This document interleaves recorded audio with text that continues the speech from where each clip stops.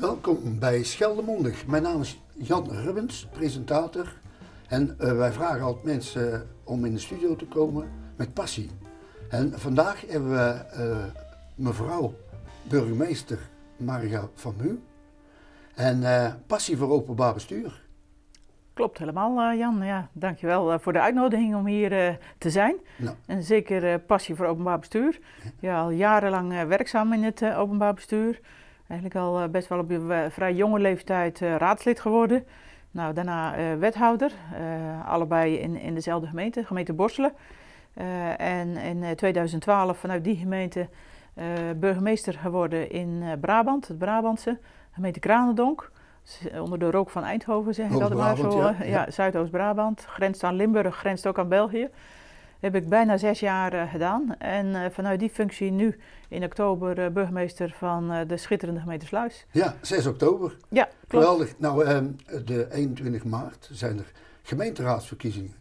Dus ja, we hebben hier nou iemand in de studio die alles daarover kan vertellen. Kan bijvoorbeeld een Belg ook aan de gemeenteraadsverkiezingen meedoen? Nee, je moet ingezetene zijn in Nederland om je kandidaat te mogen stellen. De termijn is overigens vandaag gesloten dat alle partijen die mee willen doen officieel alles ingediend moeten hebben.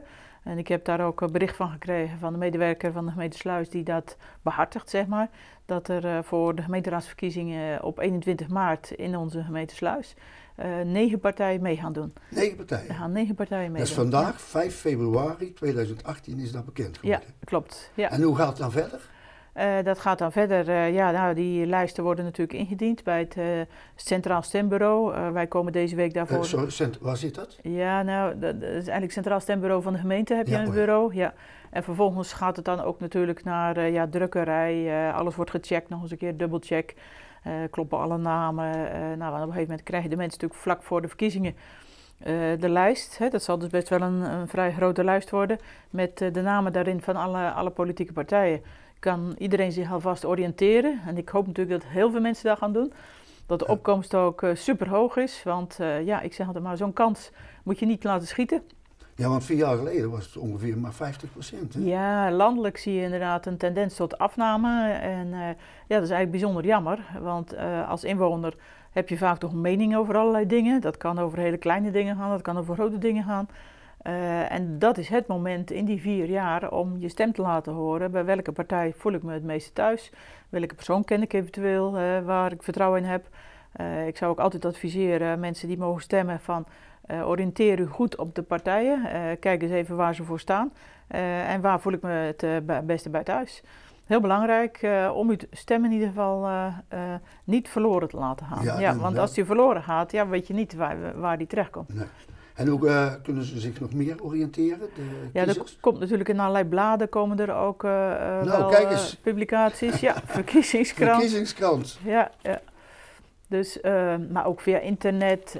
Er zijn natuurlijk heel veel politieke partijen die een website hebben, die op Facebook zitten. De communicatie zal zo rondom die verkiezingstijd natuurlijk enorm losbarsten.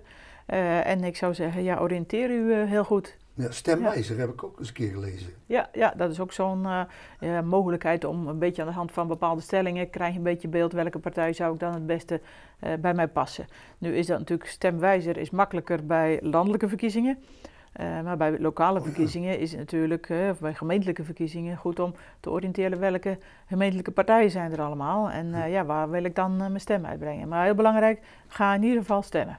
We hebben 9 lijsten, dus ga ik maar zeggen. En hoeveel mensen zijn dat totaal dan? Dat weet ik even niet precies. Nee, dat hangt een beetje af. Dat mag je natuurlijk, per partij mag dat zelf kiezen. Hoeveel mensen er op de lijst kunnen, willen, waar men zich verbonden mee voelt. Dus dat zal per partij denk ik ook best wel een beetje wisselen. Ja, maar er is keus genoeg. Dat is best een spannende tijd denk ik voor mensen die zich al jaren inzetten voor de politiek. Zeker, ja. Zeker voor die mensen die dat met veel enthousiasme doen. Die eigenlijk daar heel veel tijd in stoppen. Raadsleden, maar ook mensen die de fracties volgen. Die zeg maar een beetje in de kweekvijver zitten van de fracties. Maar ook besturen van politieke partijen. Nou, stoppen daar heel veel tijd in en dat gaat uiteindelijk allemaal om het belang van de inwoner, van de gemeente Sluis. Wat gebeurt er wel, welke ontwikkelingen willen we niet?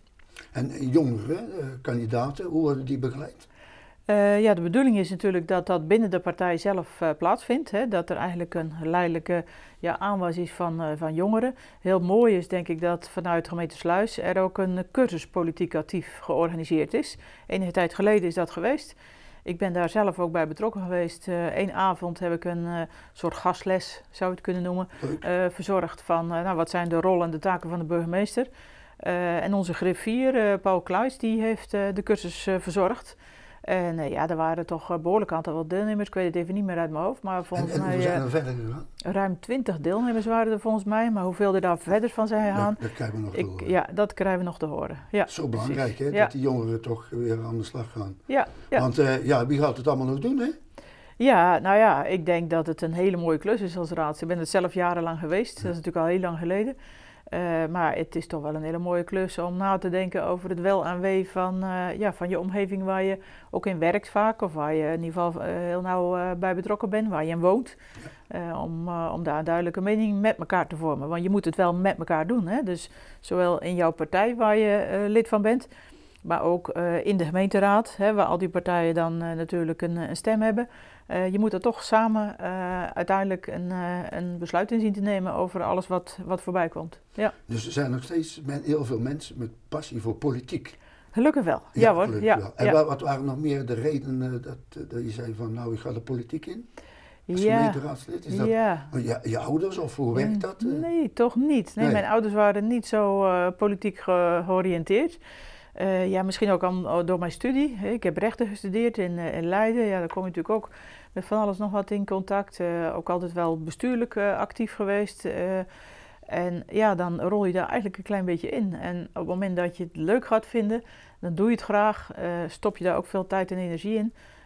En dat krijg je er ook vaak weer van terug.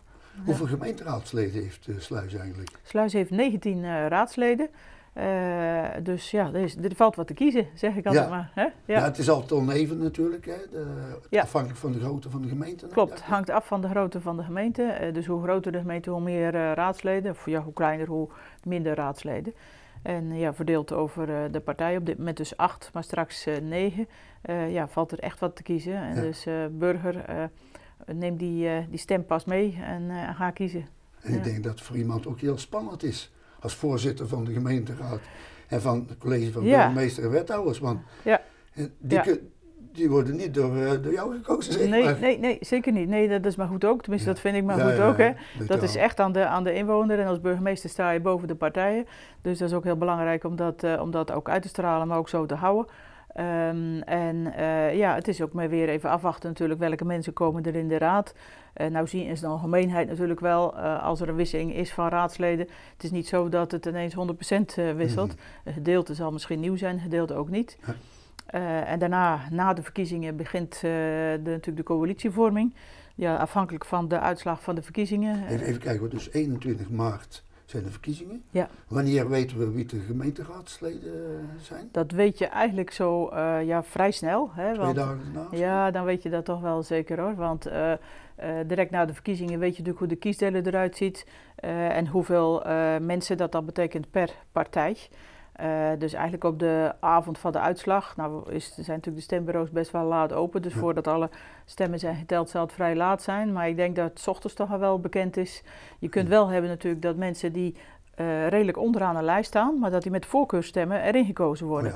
Dat kan ook nog. Dus dat voorbehoud moet je natuurlijk altijd wel even maken van hoeveel is het dan per persoon dat men gestemd heeft. En dat kan betekenen dat er in die volgorde nog iets verandert binnen de partij. En dan die coalitie die u noemde, hoe gaat dat dan?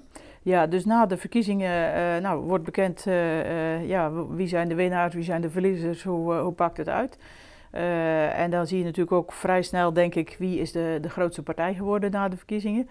En meestal neemt de grootste partij ook het voortouw om de gesprekken aan te gaan met de andere partijen om te komen tot een coalitie.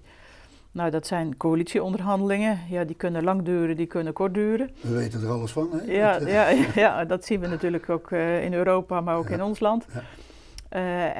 Ja. Dan is het voor een burgemeester natuurlijk afwachten welke coalitie er uiteindelijk tot stand komt. En wie daar de personen zijn die men voordraagt voor het wethouderschap. Want de wethouders en de burgemeester samen vormen het dagelijks bestuur van de gemeente Sluis. Helemaal goed. Hoe kan er gestemd worden? In alle stembureaus. Hè? Ja. Dus, En hoe zijn dat in Sluis ongeveer?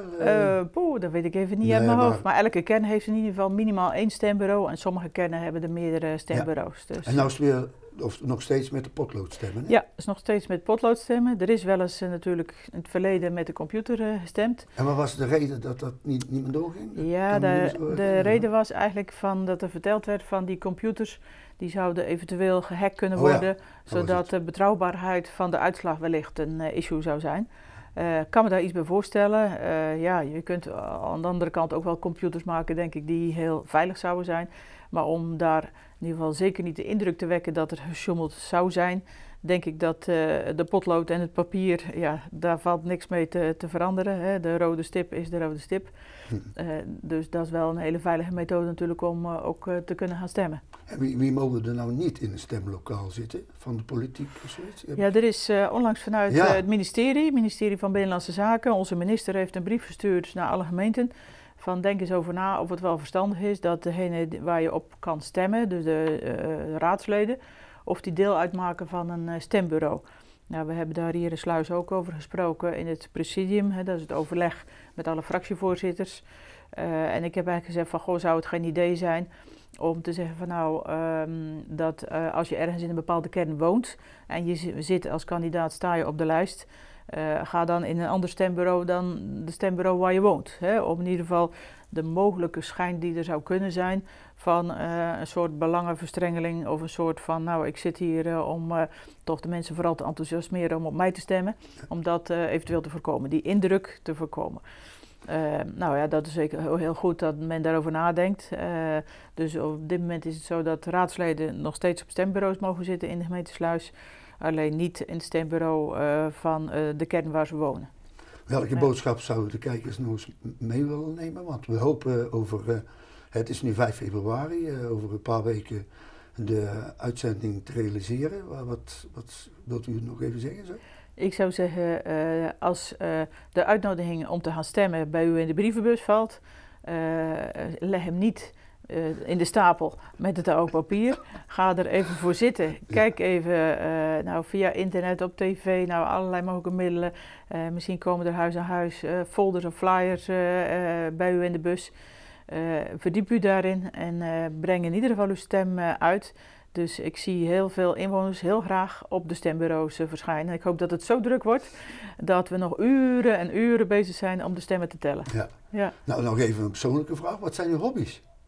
Ja, wat zijn uw hobby's? Ik heb eigenlijk maar één hele grote hobby. En dat is? En dat is fietsen op de racefiets. Oh. Ik ga graag fietsen op de racefiets. Lange afstanden ook, maar ook wat kortere afstanden.